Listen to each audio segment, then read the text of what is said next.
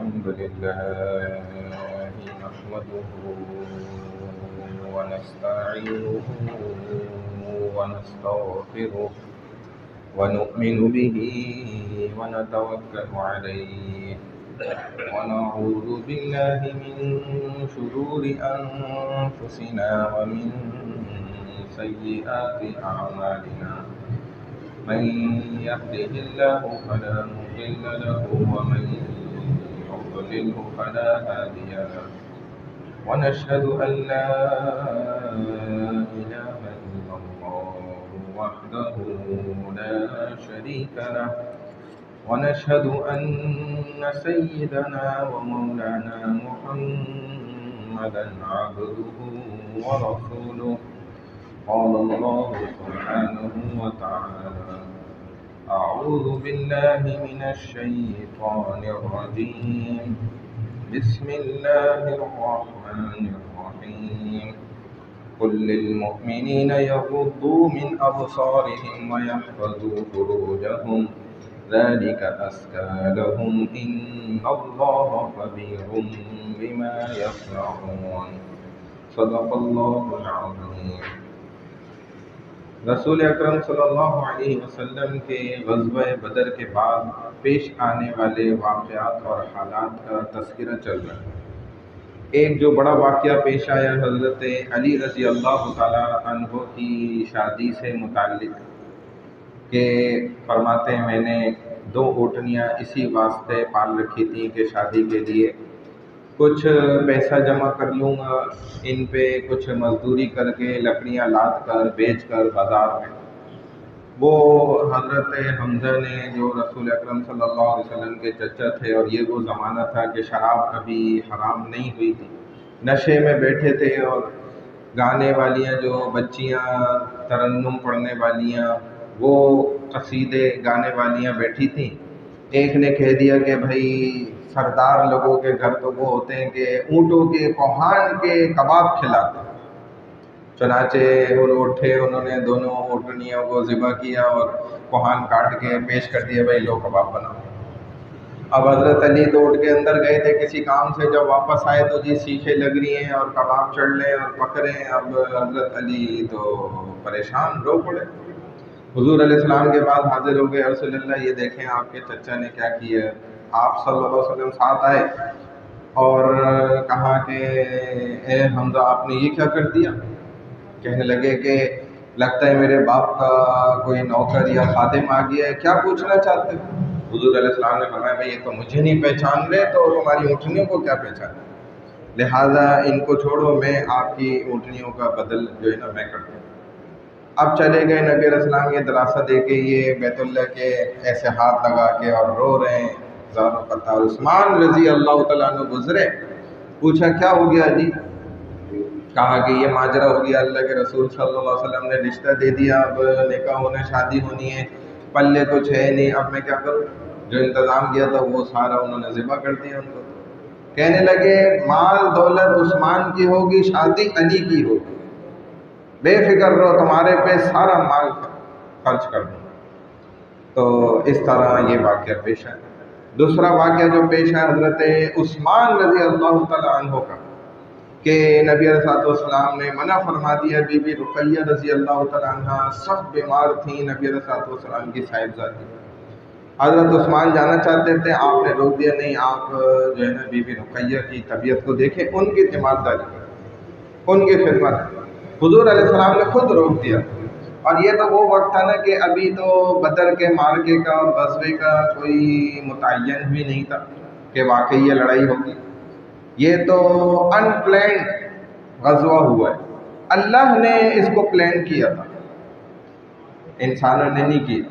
اور واقعی اللہ جو قرآن میں فرماتے ہیں نا عدوۃ الدنیا عدوۃ القصویٰ والرکب فیہا اسفل منا، تو یہ ساری پلاننگ اللہ کہتے ہیں اگر تم خود ساری اسٹریٹجی بناتے بھی اور آپس میں لڑنا بھی چاہتے تو نہیں لڑ سکتے، وہ دن متعین نہیں ہو پاتے، وہ وقت متعین نہیں ہو پاتا، وہ جگہ متعین نہیں ہو پاتے، آگے پیچھے ہو جاتے، نہیں جڑ مل پاتے۔ ہم نے دیکھو کیسے ایک پورا انتظام بنا دیا، ایسی مینجمنٹ کہ واقعی تمہاری جو ہے نا آپس میں ایک دوسرے سے ملاقات کرا دی، اور ہم چاہتے بھی یہی تھے کہ یوم الفرقان واقع ہو جائے، حق و باطل جدا جدا ہو جائے۔ تو حضور علیہ السلام نے غزوہ بدر کا اندر اس حضرت عثمان رضی اللہ تعالیٰ عنہ کو جانے سے ایسے روکا۔ اب اتنا بھی ان کو خیال تھا کہ ابو سفیان کا قافلہ جو تھا نا اس کو روکنا چاہتے تھے صرف، یہ تو بعد میں یہ قافلہ کو روکنا جو ہے وہ غزوے کے اندر باقاعدہ قتال و لڑائی کے اندر بدل گیا، اور ایسا بدلا کہ اللہ نے کیسی مدد بھیجی، کافروں نے جو ہے جبرائیل علیہ السلام کا گھوڑا دیکھ لیا، آواز سن لی اس کے گھوڑے، اور واقعی جب تلوار پڑتی تھی تو صحابہ نے نبی علیہ السلام سے پوچھا بھی یا رسول اللہ، ایک تو ہوتا ہے تلوار پڑی گردن کٹی، ابھی ہم نے نکالی بھی نہیں تھی، پہلے ہی پڑ گئی اور وہ کٹ بھی گئی، لیکن حیرت زدہ بات یہ تھی کہ جل کیسے گئی وہ ان کا جسم کافر ہوتا۔ تو فرمائے کہ یہ جو جسم جلے ہوئے یہ سارے فرشتے نے آ کے مارا، اور فرشتوں کے ہتھیار تم جانتے ہو کہ کوئی جنت سے تھوڑی آتے ہیں، دوزخ کے ایسے ہیں آگ والے، انسان کے پاس کیا ہتھیار۔ تو فرمائے کہ مسلمانوں کو ان کے گھروں سے انہوں نے دربدر کیا تھا، مکے کے اندر جو تعذیبیں دیں، جو عذابات دیے مسلمانوں کو، اب مسلمان ان کے قافلے کو روکنا چاہتے تھے، تو اس پر بھی جو ہے بڑے اعتراضات لوگوں نے کرے الٹے سیدھے، جی دیکھو مسلمان لٹیرے قسم کے لوگ ہیں، ہر جگہ لٹیرے بازی کرتے ہیں، اور پھر دیکھو ان کو تو جو ہے نا 4 شادیاں کرتے ہیں، اور 100 باندیاں لونڈیاں رکھ لیتے ہیں، اور داڑھی رکھ لی تو اور بڑا دہشت گرد بنا دیا، اور دیکھو یہ کیا کیا گائے گوشت کھا جاتا ہے، کیسے بڑے خطرناک لوگ ہیں۔ ارے بھائی یہ کوئی خطرناک ہونے کی نشانی ہے، داڑھی رکھ لی تو اور خطرناک ہو بہرحال، مگر اللہ کو منظور کیا تھا کہ اب بہت ہو گیا، کافروں نے بہت ستا لیا، اور اللہ نے حکم کیا ہوا تھا کہ آپ صرف برداشت کریں، بولے بھی نہیں، آگے سے گالی بھی نہیں دیتے تھے کوئی، حالانکہ زمانے جاہلیت تھا اس وقت، تو صحابہ جو ہے نا وہ کوئی اسلام کے اندر ڈوبے ہوئے لوگ تھوڑی تھے، ابھی تو اسلام ابتدا تھی، جہالت کا دور برا بھلا تو کم از کم کہہ سکتے تھے، نہیں کہتے تھے۔ تو اللہ نے یہ فیصلہ کیا کہ اب بہت ہو گیا، بہت برداشت کر لیا، مسلمانوں کی بھی انسان ہے نا ایک حد ہوتی ہے۔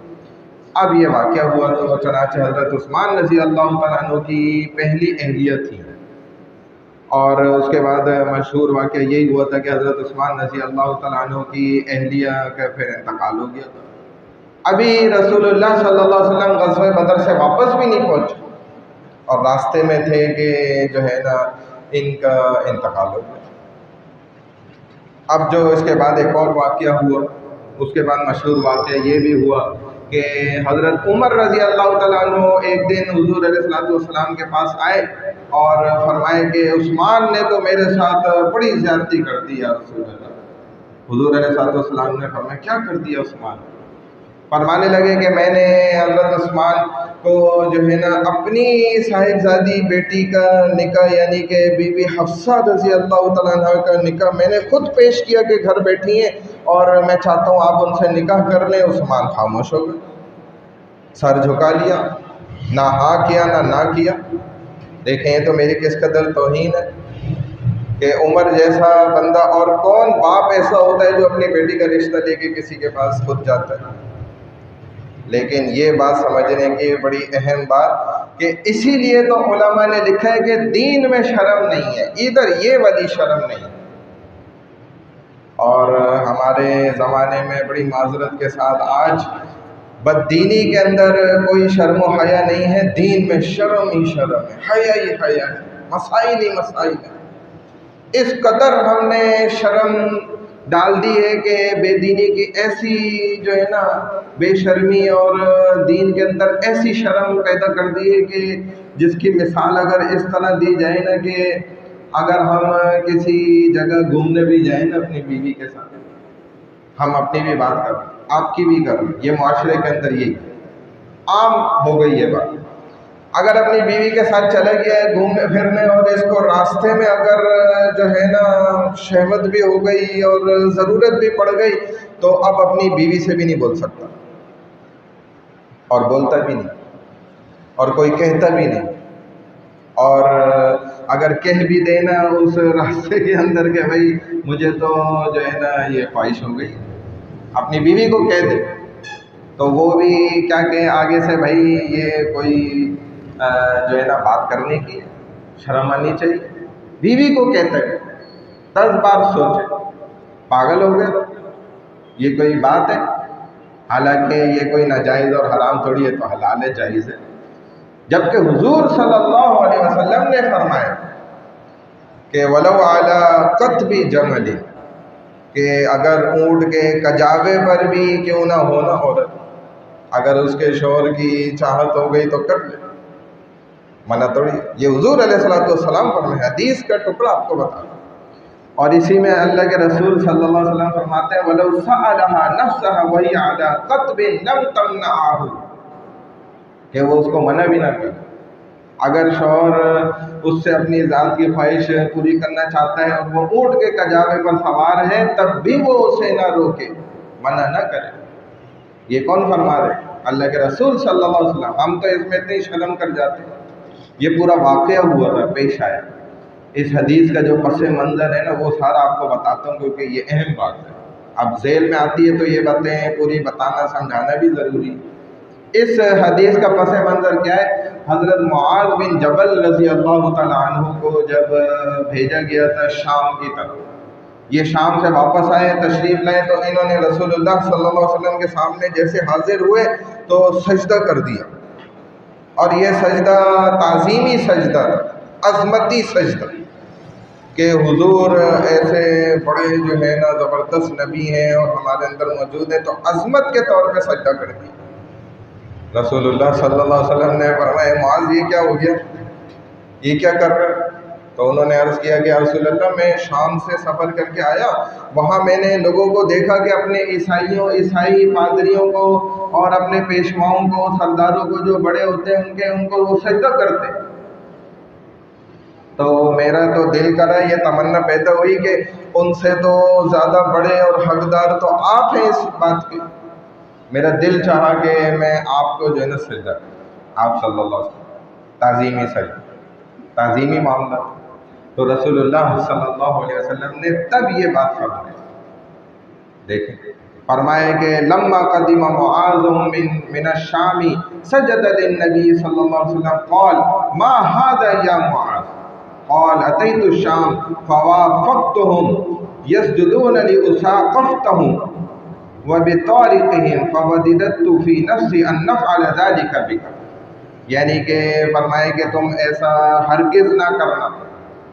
سمجھا رہے ہیں رسول صلی اللہ علیہ وسلم، اگر میں کسی کو سجدہ کرنے کا حکم دیتا تو میں عورت کو حکم دیتا کہ وہ اپنے شوہر کو سجدہ ریز ہو جائے. اللہ کے بعد اگر کسی کو حکم دیا جائے نا تو عورت کو دیا جائے گا کہ وہ اپنے شوہر کو سجدہ کر لے. عورت چونکہ اپنے رب کا حق تب تک ادا نہیں کر سکتی جب تک کہ وہ اپنے شوہر کا حق ادا نہ کرے.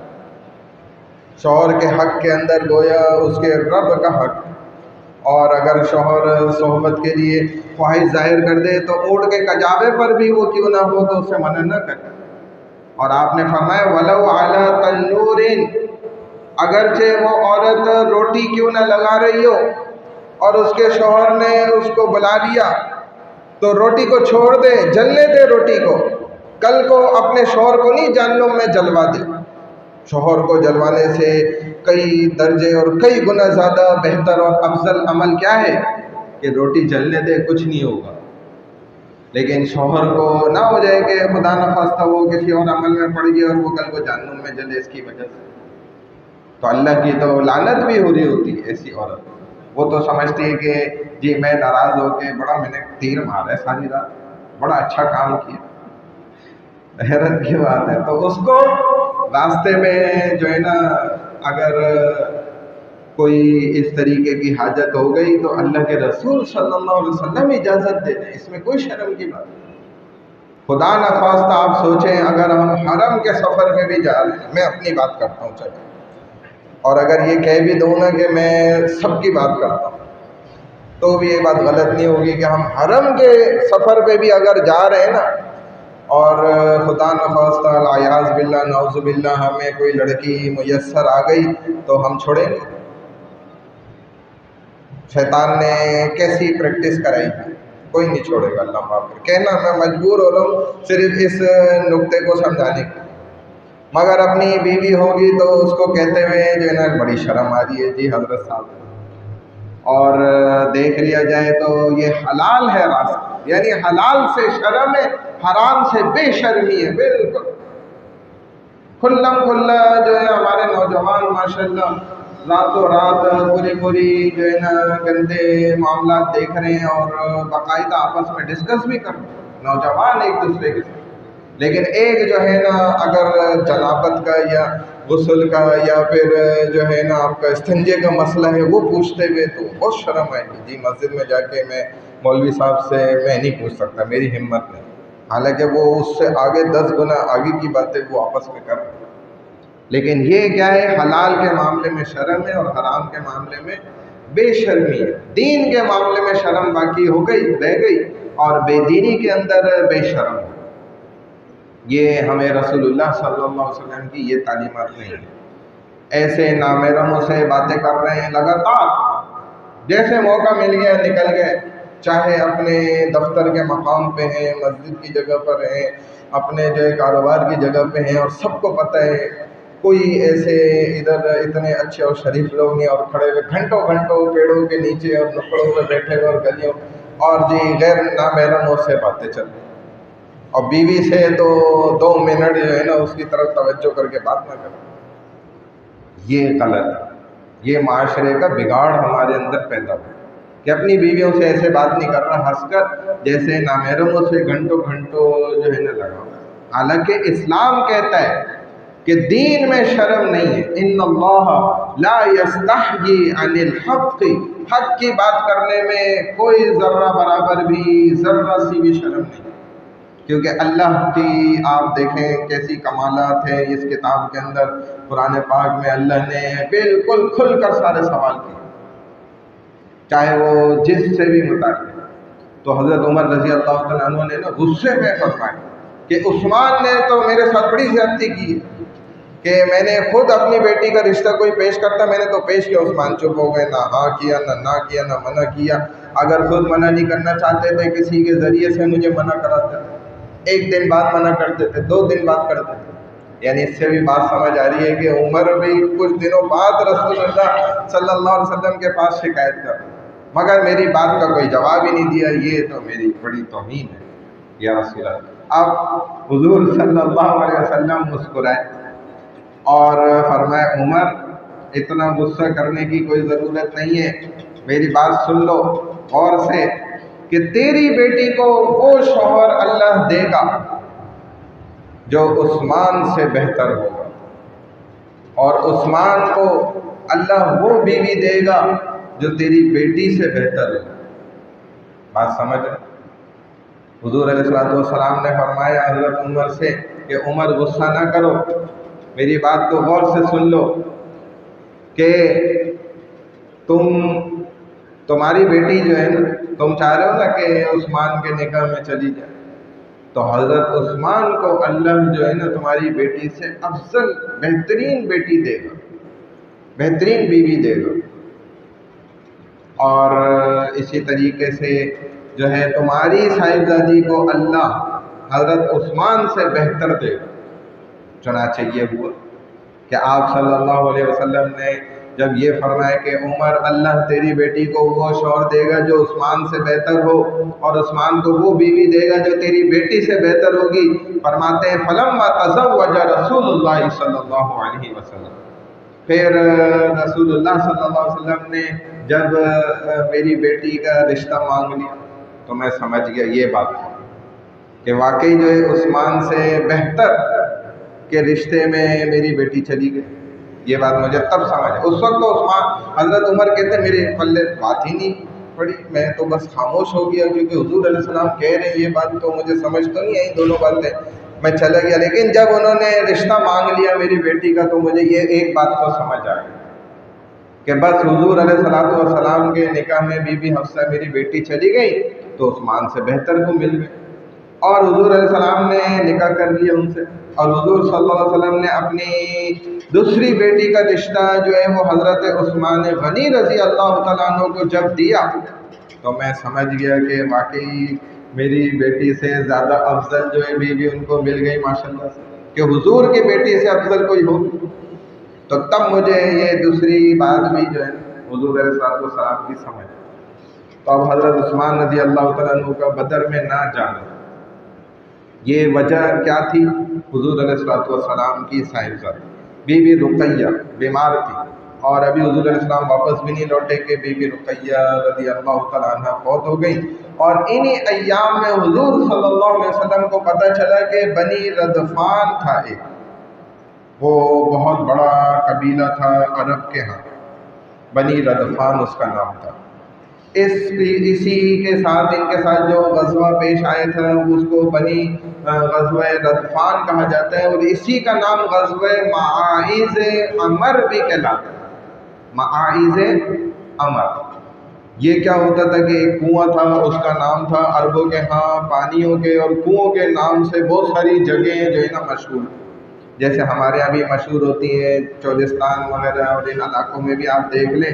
اس کے علاوہ بھی بئر کر کے جو ہے نا، بئر عربی میں کنویں کو کہتے ہیں، وہاں پہ مشہور ہے۔ ہمارے یہاں صحراؤں میں پانی کے نام ہوتے ہیں، جیسے ٹوبا ٹیک سنگھ ہے۔ اب یہ ٹوبا کیا چیز ہے؟ وہ پانی کی مشین، وہ جتنا جی وہ زیادہ ادھر سے پانی نکل رہا ہوتا تھا تو اس کا ٹوبا کر کے نام رکھا۔ ایسے اور بھی بہت سے پانیوں کے ساتھ جو ہے نا نام رکھے۔ تو عربوں کے یہاں بھی یہ ہوتا تھا، مائے بدر، مائے عمر، مائے فلاں فلاں۔ تو یہ تھا ایک مائے ذی عمر اس جگہ کا نام۔ تو اس پر حضور صلی اللہ علیہ وسلم جب چلے تو آئے اس مقام پر جو مائے ذی عمر تھا، یہاں قبیلہ ردفان جو ہے بستا تھا۔ خدا کی شان یہ ہوئی کہ یہ وہی جگہ ہے کہ جہاں سارے صحابہ رضوان اللہ تعالیٰ علیہم اجمعین حضور علیہ السلام سے دور دور چلے گئے فاصلے پر۔ آپ صلی اللہ علیہ وسلم ایک درخت کے نیچے آرام فرمانے لگے، اپنی تلوار آپ نے جو ہے نا درخت کے ساتھ لٹکا دی، اور اس قدر سفر تھا کہ سارے صحابہ بھی تھک گئے تھے، حضور علیہ السلام بھی اسی لیے جو ہے نا آرام کر رہے تھے تو سو گئے، آنکھ لگ گئی۔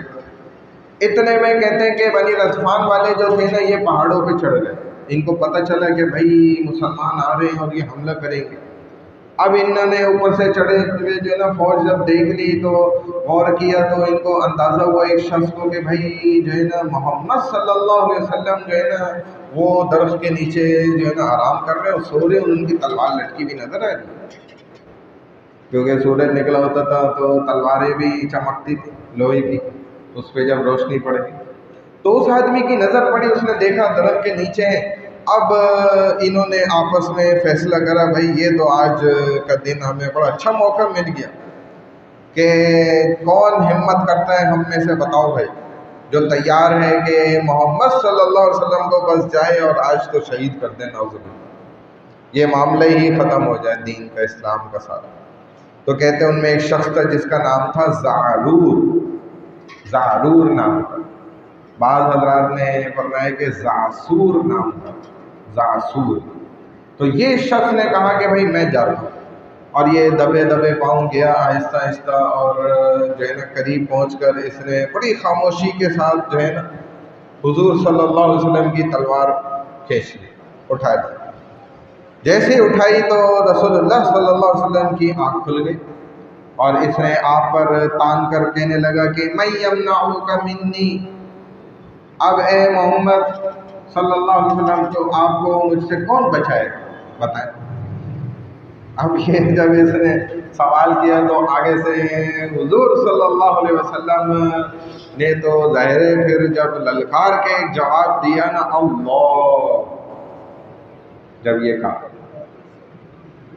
تو واقعی اب اللہ کا حبیب ہی پکار رہا ہے، اللہ کا نام کیسے جلال کے ساتھ آپ نے لیا ہو، کیونکہ ایسی زبردست ذات محمد صلی اللہ علیہ وسلم کی جب اللہ کا نام جلال کے ساتھ پکار لے، تبھی تو کسی نے کہا تھا نا کہ اللہ کہنے والی زبان ہو تو پھر تو پتہ چل جاتا ہے، جیسے ایک ہندو تھا اس نے بھی درخت میں جو ہے نا پورا اپنا سسٹم سیٹ کیا، لوگ آئے تو دیکھ رہے ہو وہ بتا رہے، اور ایک جگہ پہ کھڑا ہو جاتا تھا، اصل میں اس نے اپنے پاؤں کے نیچے جو ہے نا سسٹم لگایا، کہ وہاں سے دباتا تھا اور کہتا تھا، آواز لگاتا تھا کہ بھائی رام، تو آگے سے درخت سے آواز آتی تھی رام رام رام رام،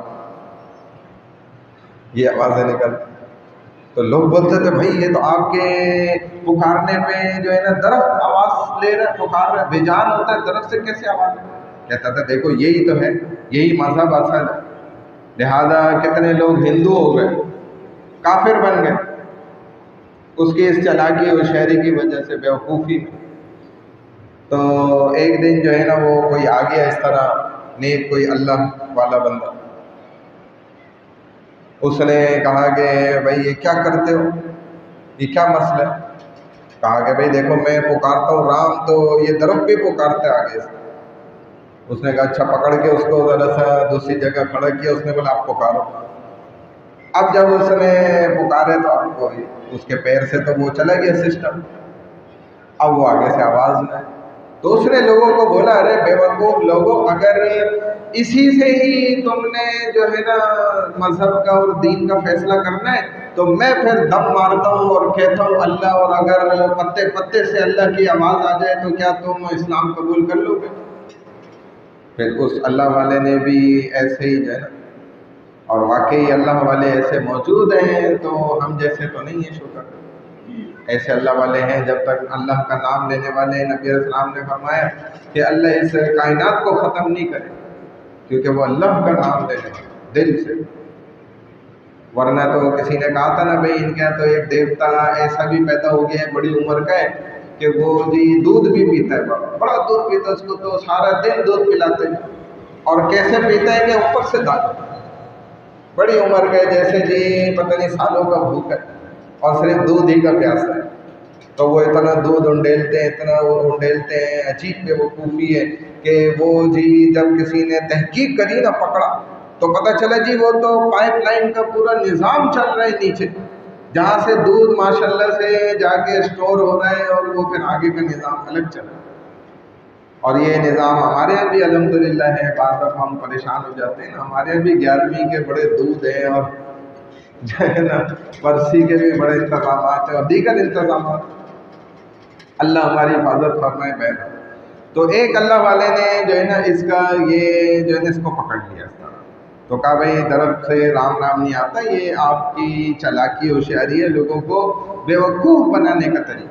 اگر ایسے ہی اسلام اور کفر کا فیصلہ ہونا ہے تو میں پھر دم مار دوں. دیکھو پتے پتے سے اللہ کی آواز آئے گی اور تم لوگ پھر اسلام قبول کرو.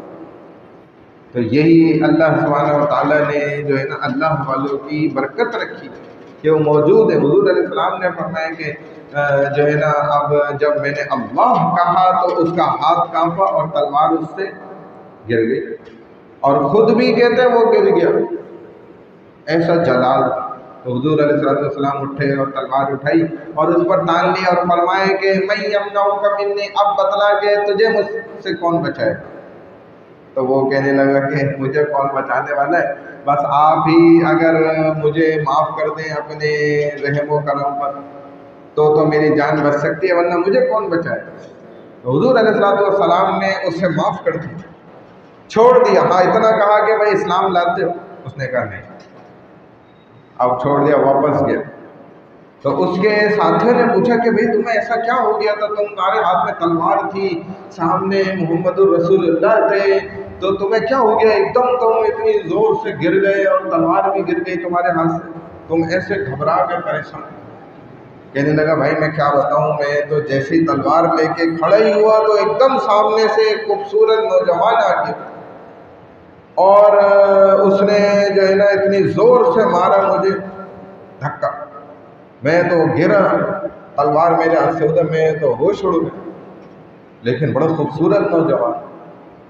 نزل جبرائیل علیہ السلام، اللہ نے جو ہے نا اللہ کا وہ فرشتہ تھا جبرائیل، خوبصورت انسان کی شکل میں اللہ نے اس کو بھیجا، اتارا اور اس ظالم کو اس نے زور سے مارا کہ جو ہے نا وہ بھاگا، جان چھڑا کے اور بھاگا.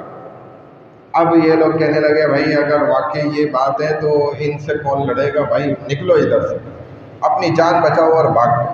اور حضور صلی اللہ علیہ وسلم وہاں سے بغیر لڑائی کے جو ہے نا واپس لوٹے. یہ لڑائی ہو نہیں سکی کیونکہ بھاگ گئے سارے. اسی اسنا میں یہ آخری واقعہ ہے جو آپ کے سامنے پیش کر دوں کہ جو بنی قینقاع کا قبیلہ تھا، یہ بھی بہت بڑا ایک قبیلہ تھا اور عجیب قبیلہ تھا کہ انہوں نے اپنی پوری جہاں جس سرزمین میں رہتے تھے چاروں طرف انہوں نے بڑی اونچی اونچی دیواریں کھڑی کی، قلعے بنائے ہوئے باقاعدہ، اور اندر ان کا سارا اپنا علاقہ اور سارے بازار اندر لگتے، سارا آبپاشی کا نظام، زراعت کا نظام، پانی کا نظام، سب کچھ اندر ہی موجود تھا۔ تو ان کے بازار لگتے تھے۔ ایک جو ہے مسلمان عورت آئی، اس نے ان کے بازار میں موجود ایک سونے کی دکان تھی، وہاں سے کوئی سونے کی چیز خریدی، اور وہیں پر قریب میں ایک بدبخت یہودی جو ہے نا بیٹھا ہوا تھا۔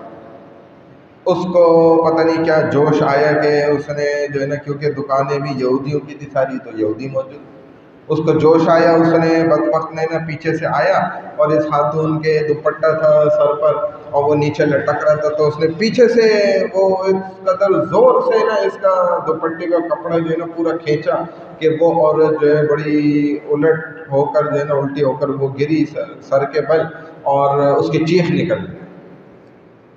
اب جب چیخ نکلی تو آس پاس جو دو چار ہی مسلمان تھے نا، وہ دوڑے آ گئے، بولا بھائی کیا ہو گیا؟ اس نے بتلایا کہ بھائی اس یہودی نے ایسے میرا کپڑا یہ دوپٹہ سارا کھینچا، میں تو گر گئی، چوٹ لگ گئی۔ اب یہ مسلمان کو بڑا غصہ آیا اور اس نے تو اس یہودی کو وہاں مار ہی دیا، قتل ہی کر دیا۔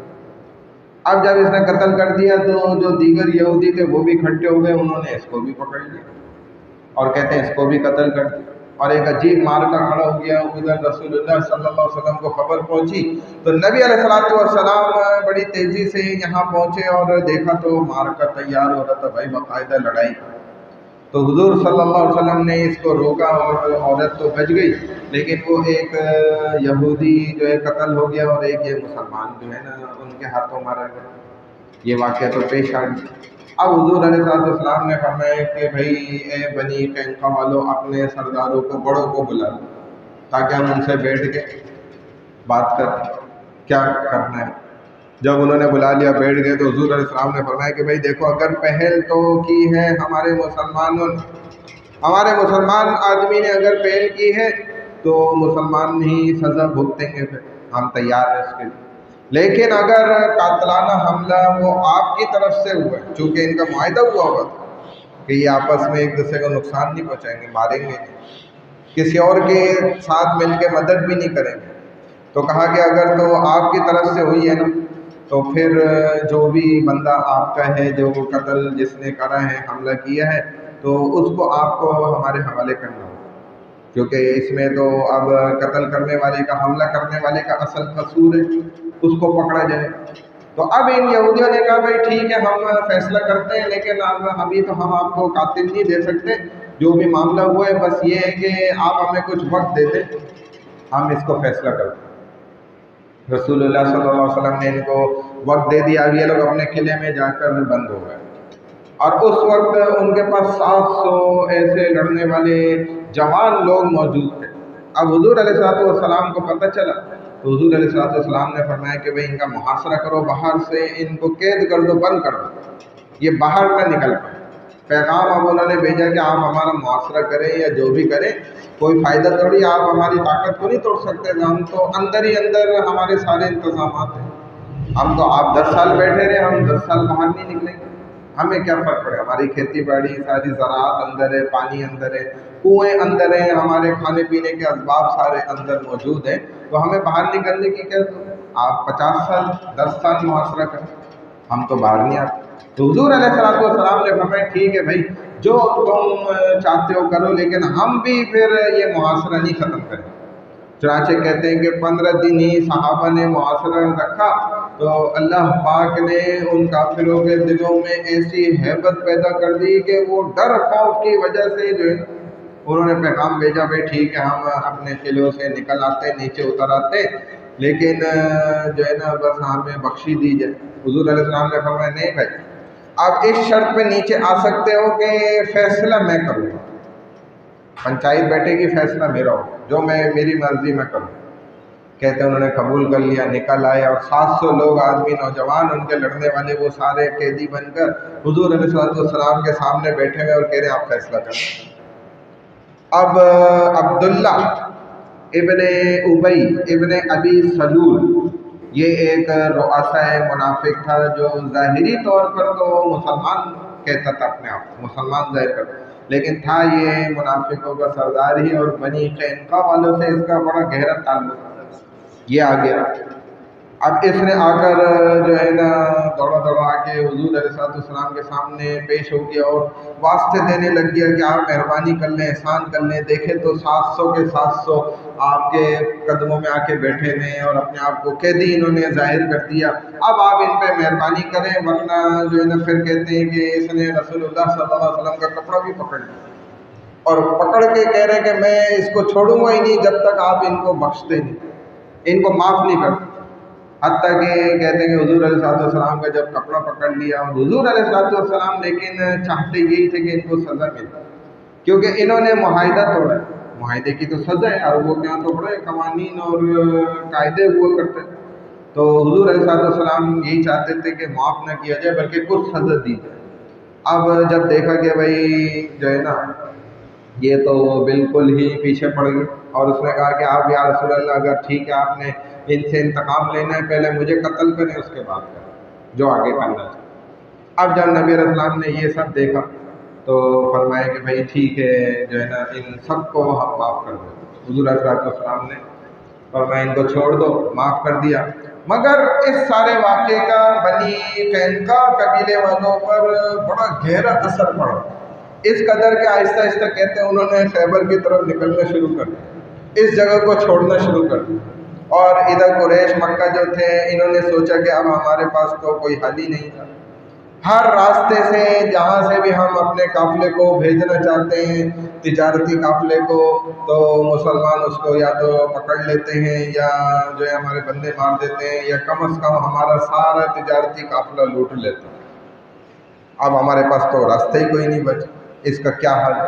अब अबू सुफियान इस कदर परेशान हो गया कि वो इस सोचने पे मजबूर हो गया कि भाई अगर हम नहीं निकलते, तिजारत नहीं करते तो फिर खाएंगे कहाँ से।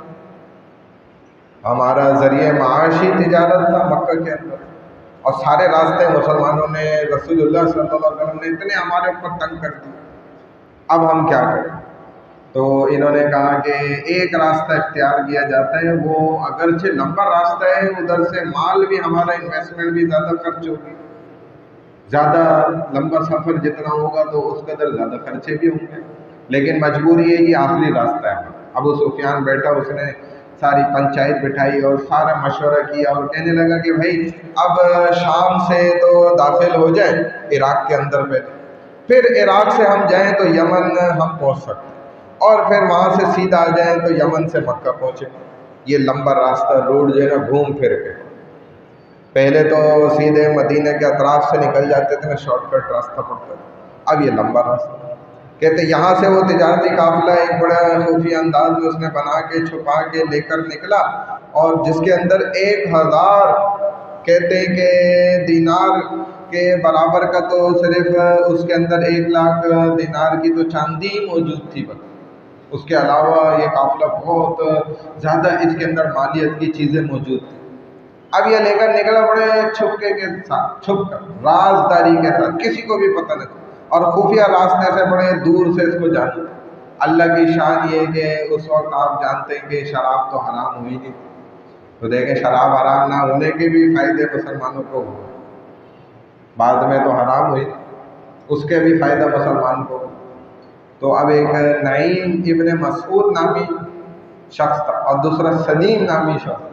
तो नईम इब्ने मसूद जो है ना ये शराब के नशे में था, वो जो दूसरा था वो मुसलमान था। वो बाद मुसलमान ऐसे भी थे जैसे अबू बकर सिद्दीक भी थे कि ईमान लाने से पहले भी शराब नहीं पी गए, कभी बुतों के आगे नहीं माथा टेका, कभी इनकी पूजा नहीं की।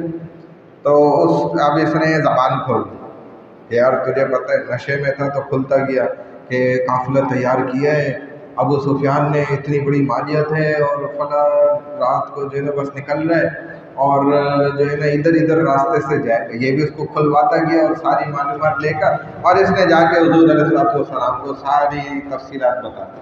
اب حضور علیہ السلام نے فوراً صحابہ کو حکم دیا بھائی پکڑو ان کو سب، اور ادھر سے فوجیں تیار ہوئی اور نکل گئی، اور ادھر اس کو خبر پہنچ گیا، ابو سفیان تو نکل گیا تھا، اس کو خبر پہنچی بھائی ادھر سے تو حضور علیہ السلام فوجیں لے کر نکل گئے مدینہ سے تمہارے تعاقب میں۔ کہتے ہیں اتنا اس پہ ہیبت طاری ہوئی کہ راستے سے ہی سارا قافلے کا سامان چھوڑ کے بھاگ گیا، واپس مکہ بھاگ گیا۔ ادھر سے جب صحابہ پہنچے تو ان کو پتہ چلا بھئی یہ ابو سفیان تو نکل چکا۔ اب جب یہ مکہ وہاں پہنچ گیا نا واپس، اس نے پہنچ کر پھر اپنے لوگوں کو جمع کیا، سارے بڑے بڑے قبائل اکٹھے کیے، اور اس نے کہا بھائی اب یہ ہمارے لیے بالکل آخر ہو گئی ہے، اب اپنی ساری قوت اور طاقت اکٹھی کرو اور مسلمانوں پر حملہ کرو۔ یہ پیش خیمہ بنا تھا غزوہ احد کا، جس کو انشاءاللہ ہم اگلے درس میں بیان کریں گے۔ اللہ ہم سب کو عمل کرنے کی توفیق عطا فرمائے۔ سبحان اللہ وبحمدہ، سبحانک اللہم وبحمدک، نشہد ان لا الہ الا انت، نستغفرک ونتوب الیک، نستغفرک ونتوب الیک، نستغفرک ونتوب الیک، وصلی اللہ تعالی علی خیر خلقہ محمد وعلی آلہ واصحابہ اجمعین، آمین برحمتک یا ارحم الراحمین۔